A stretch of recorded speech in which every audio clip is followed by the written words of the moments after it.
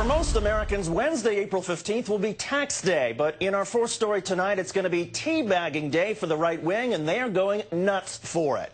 Thousands of them whipped out the festivities early this past weekend, and while the parties are officially toothless, the teabaggers are full-throated about their goals.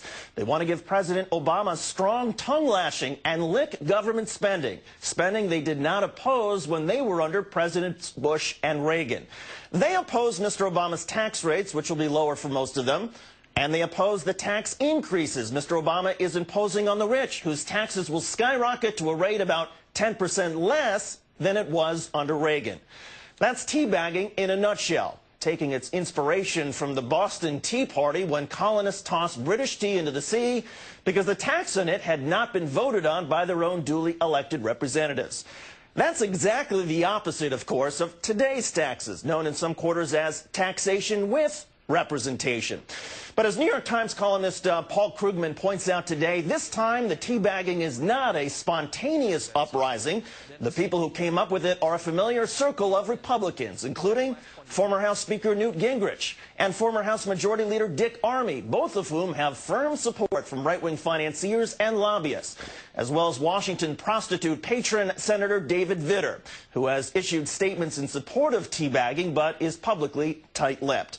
Then there is the media, specifically the Fox News Channel, including Glenn Beck and Sean Hannity.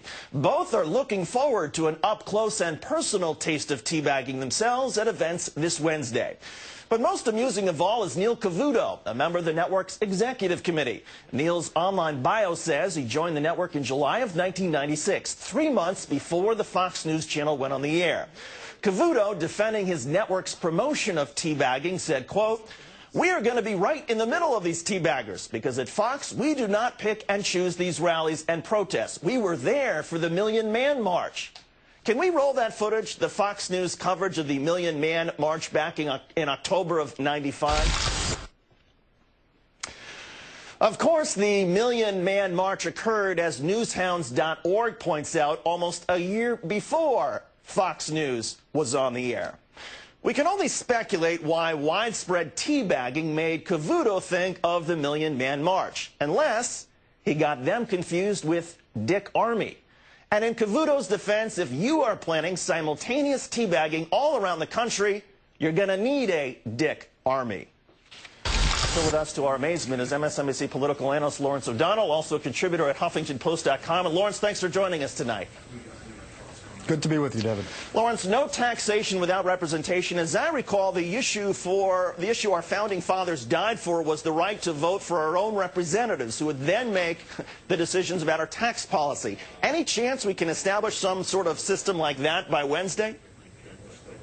Well, there you go. Since I'm from Boston, I'm very proud of the Boston Tea Party. But it was, as you point out, it was about where the money was going. The money wasn't going to the Massachusetts colony, and that was the problem.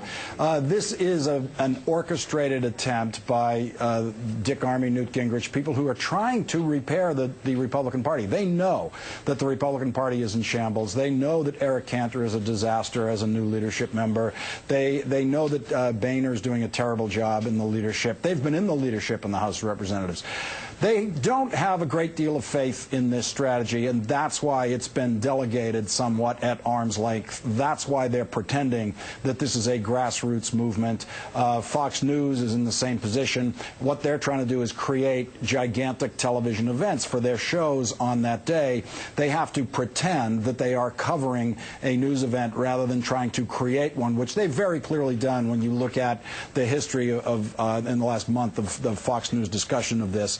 And how they've built it up. And so this is an attempt to try to see if the taxation spot is the place where you can get at Barack Obama, because nothing else has worked. Now, the problem is, on this April 15th, the taxation rates that they will all be protesting are the George W. Bush Republican Congress taxation rates. That's how we got these tax rates. Sean Hannity, in the approach to this April 15th protest, has talked about these skyrocketing tax rates.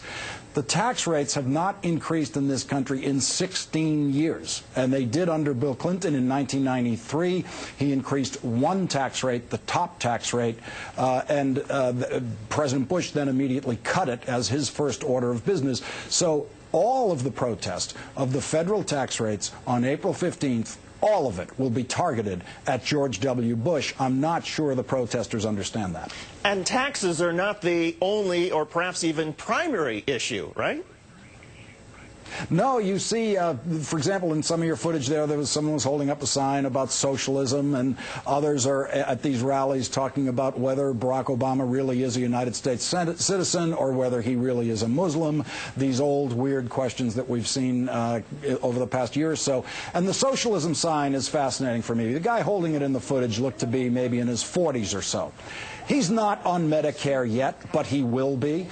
His parents are on Medicare now. They are receiving Social Security now.